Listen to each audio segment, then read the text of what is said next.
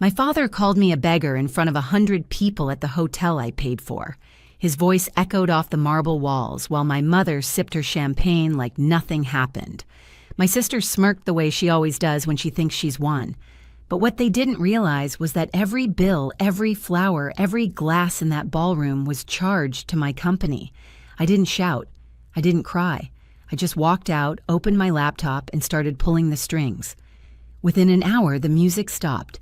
The lights dimmed, and their grand celebration collapsed. Before I tell you how it all unraveled, hit like and drop a comment. Have you ever been humiliated by your own family and decided to let karma do the cleanup? I used to think success would finally buy me peace. Turns out it only bought me silence, the kind that fills every call that goes unanswered, every visit that ends with, "We're proud of you, Lucy, but you work too much."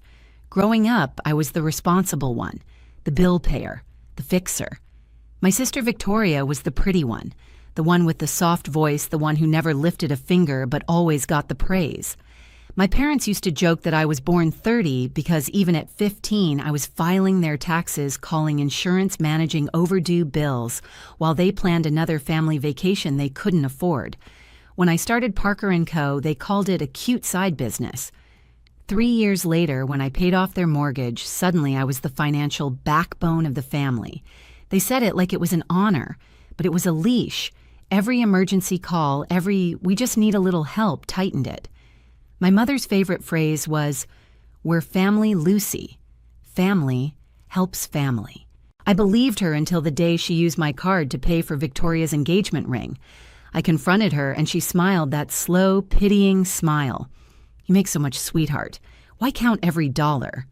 It's strange how betrayal doesn't start with shouting. It starts with tiny exceptions you make for people you love. One by one, they stack up until you wake up and realize you've built them a kingdom with your money and they've crowned you their servant. A few weeks before the banquet, Victoria called me, her voice syrup sweet. "Dad wants to do something special, a family celebration, just for us."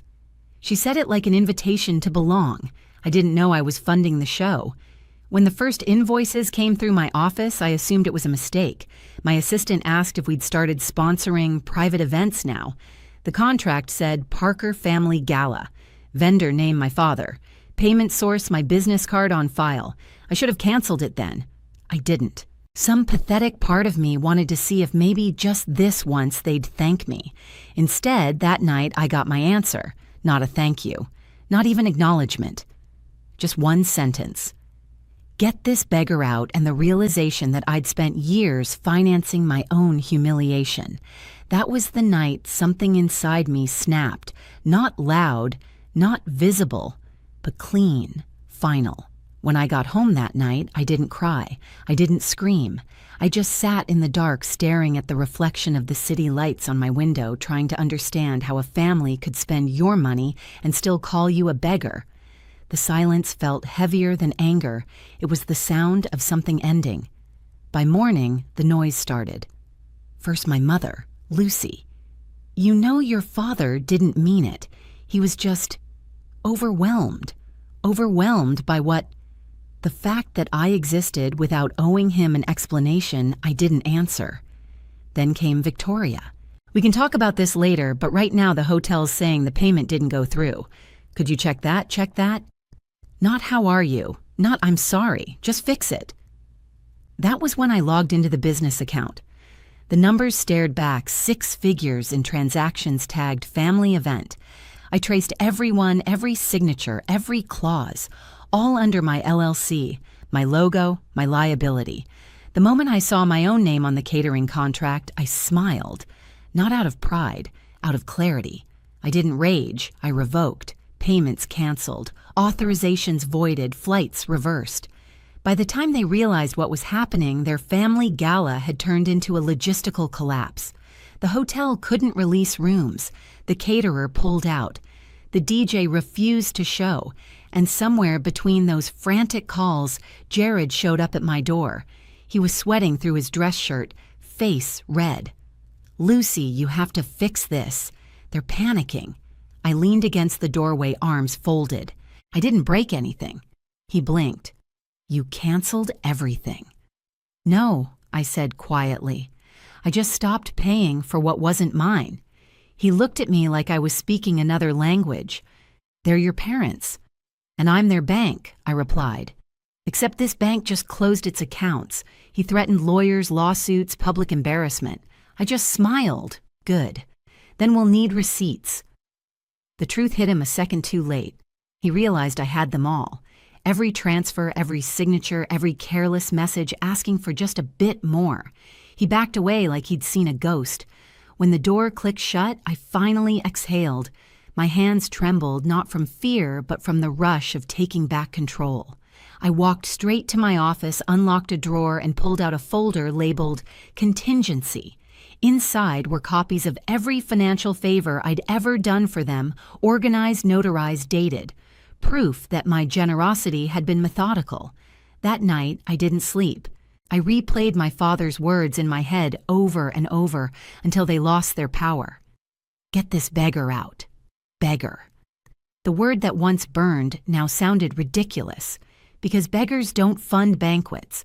Beggars don't own the roof people celebrate under. Beggars don't hold the receipts. That was the moment I decided this wouldn't end with silence. It would end with documentation. The next morning, my phone wouldn't stop buzzing. Unknown numbers, family group threads, even voicemails from relatives I hadn't heard from in years. They all said the same thing: "Lucy, this has gone too far. Too far." Apparently revoking what was mine counted as an act of war. By noon, my inbox was a battlefield of emotions, pleading, blaming, and thinly veiled threats. One email from my mother stood out. "We didn't mean what we said. Your father's embarrassed. Just pay the venue and let's move on." I stared at it for a full minute before replying. "You moved on the second you called me a beggar." Then I hit delete and blocked her address. That's when Franklin, my family's longtime accountant, called. His voice was cautious, almost apologetic. "Lucy, I was reviewing your parents' trust documents and something's off. The beach condo payments aren't coming from their account." I turned my chair toward the window. "Whose are they coming from?" There was a pause. "From an LLC tied to your name. Parker & Co." I almost laughed. They hadn't just humiliated me, they'd built their lifestyle with my corporate funds and filed it under inheritance. "Franklin," I said slowly, "do me a favor. Run a full audit. Every transaction since 2017. He hesitated. "Lucy, if I do that, it'll get ugly." "It's already ugly," I said. "Now let's make it legal." By the end of the day, I was in my lawyer Tiffany's office. Her space looked like her personality, minimal, sharp, cold. She listened quietly while I laid everything out: the canceled payments, the fraudulent condo, transfers, the years of misuse. When I finished, she leaned back in her chair. "We can do this two ways," she said. "Quietly or properly." "Properly," I replied without hesitation. She nodded once. "Then we'll file. Fraud, misrepresentation, unauthorized use of funds, property reassignment." I looked at the papers. She drafted the legal language neat and surgical. "They'll try to call my bluff," I said. Tiffany smiled faintly. "They already did." Within 48 hours, the documents were served. The same family that once called me for money now received certified letters with my company's seal at the top. The same logo that had funded their vacations now marked their reckoning. That night, my mother's voicemail came through, her voice cracking. "You're destroying us over one mistake. People will talk, Lucy. The church, the neighbors, your father's reputation. That word had always meant more to them than truth." I let the message play until it ended, then pressed save, evidence. By morning, the condo title transfer was confirmed, legally, irrevocably mine. Their dream of a retirement escape, gone. I sat at my desk, the document still warm from the printer, and whispered to myself, this isn't revenge. It's reconciliation with reality. And for the first time in years, I felt free. The hearing date came faster than I expected. 3 weeks of silence, punctuated by gossip I wasn't supposed to hear. My cousin texted me screenshots from the family chat I'd been kicked out of years ago. "Lucy's just being dramatic," one message read. "She'll cave before court." Another said, "She won't risk Dad's reputation." "She never does." They had no idea I'd stopped protecting reputations the moment mine was destroyed. The morning of the hearing, the sky was a pale gray, heavy with rain. I dressed like armor, navy suit, low bun, steel watch. In the mirror, I didn't see the daughter they dismissed. I saw a witness, a creditor, the living ledger of every dollar they'd taken. Tiffany met me outside the courthouse, folders in hand. "You ready?" I nodded. Been ready for years. Inside, the air was cold and sterile, the kind that hums with fluorescent lights and quiet tension. My parents sat across the aisle, my mother in pearls, face tight, my father clutching a hat like it was the last thing holding him upright. Victoria scrolled her phone, pretending not to care. The judge called my name first. "Ms. Parker, you filed for financial restitution and property reassignment." "Yes, Your Honor." Tiffany stood beside me, calm and lethal. "We'll be showing evidence of misuse of corporate funds, falsified inheritance claims, and trust account manipulation dating back 6 years. As she spoke, she clicked the remote, and the first slide lit up on the screen behind us. Charts, dates, transactions. This, Tiffany said, is the account history from Parker & Cosa, directly linked to the payments for the family gala, where Ms. Parker was publicly humiliated and expelled. The room went silent, except for the soft buzz of the projector. Line after line appeared: hotel deposits, catering invoices, luxury flights. Everyone signed under my name. My father shifted in his seat, face flushed. "We didn't know," he said suddenly. "She volunteered those payments." The judge's eyes narrowed. Volunteered or unaware, Tiffany didn't flinch.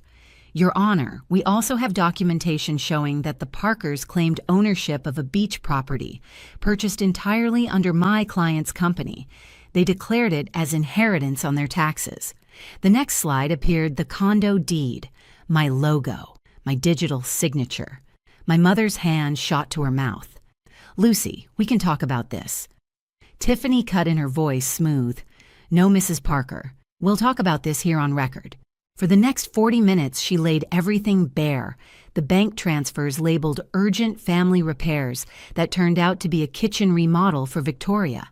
The college fund withdrawals spent on spa weekends. The wire labeled medical expenses that went straight into my father's vintage Mustang restoration. It wasn't just money, it was a timeline of entitlement. Finally, the judge turned to me. "Miss Parker, what outcome are you seeking today?" I stood. My heart wasn't pounding. It was steady, cold, certain. "I'm not seeking punishment," I said. "Just truth on paper. Let the record match reality." My father slammed his palm on the table. "This is ridiculous. You're destroying your family." I met his eyes. "No, Dad. I'm auditing it." He froze, the words hitting harder than I expected. Maybe because they were true. The judge raised her hand for silence. "The evidence is substantial. The property will remain in Ms. Parker's name. The misused funds are to be reimbursed to the trust under court supervision. Any further claims against Ms. Parker's company are void." The gavel hit the block sharp and final. Across the aisle, my mother whispered something to my father, but he didn't respond. Victoria's eyes glistened not with guilt, but with humiliation. When court adjourned, Tiffany leaned over and whispered, "Elegant justice." I exhaled slowly. No headlines, no handcuffs, just balance. As I turned to leave, my father rose from his seat. For the first time, he didn't look like a patriarch. He looked like a man who'd spent his whole life pretending he was one. "You've made your point," he said quietly, "but you're about to ruin us. Are you proud of that?" I paused in the doorway, feeling the weight of every year I'd spent paying their bills, their debts, their silence. "No," I said. "I'm not proud. I'm tired. Tired of funding my own erasure." He opened his mouth to respond, but no words came, only a long, empty breath. Then he placed a folded check on the bench, blank signed. I slid it back. "This was never about your money," I said. "It was about mine." Outside, the rain had stopped. The courthouse steps glistened in the wet light. I took off my heels, walked barefoot for a few seconds just to feel something real beneath me. Tiffany joined me. "You did it," she said. I looked back at the courthouse doors. "No," I said softly, "I just stopped pretending." For the first time in my life, I wasn't the provider, the savior, the fixer. I was simply Lucy Parker, the woman who stopped paying for love that never existed. And that silence, the one that followed, wasn't empty anymore. It was earned. Weeks passed, and the silence that once felt cruel began to sound like peace. No more late-night calls, no more just this once texts, no guilt disguised as family love. My phone stayed still, and for the first time in years, I didn't dread picking it up. The court's decision rippled through every corner of their lives. My parents sold their country club memberships. Victoria deleted her Instagram for a while after someone commented, "Guess your sister owns that condo now." The gossip burned through their circle faster than they could spin the story. But I didn't care. I wasn't watching. I'd sold the condo a month after the ruling. The proceeds went straight into something new, the Parker Foundation, a fund for women putting themselves through college without family support. I wanted the money that once fed their vanity to feed someone's future instead. Sometimes late at night, I'd still think about the day in the hotel lobby, the echo of my father's voice, the way everyone turned away. But the memory didn't sting anymore. It was just a scene from a movie I'd finally walked out of. Then one afternoon, I found an envelope slipped under my door, no return address. Inside a photograph from that banquet, everyone dressed in silver and navy glasses raised mid-toast. In the background, blurry but unmistakable, was me, mid-turn, leaving the frame. On the back, a note written in Victoria's handwriting. This was the moment it all fell apart. I stared at it for a long time, then fed it through my shredder, piece by piece.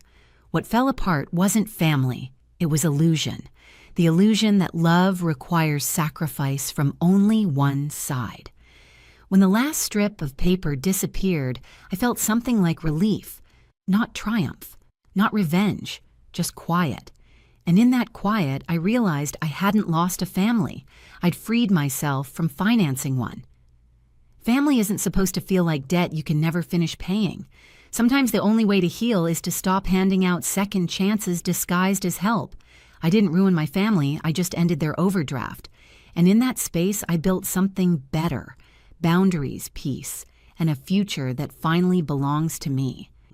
If you've ever had to walk away to protect your sanity, tell me in the comments. Your story might help someone else do the same. And don't forget to hit subscribe. More stories like this are coming.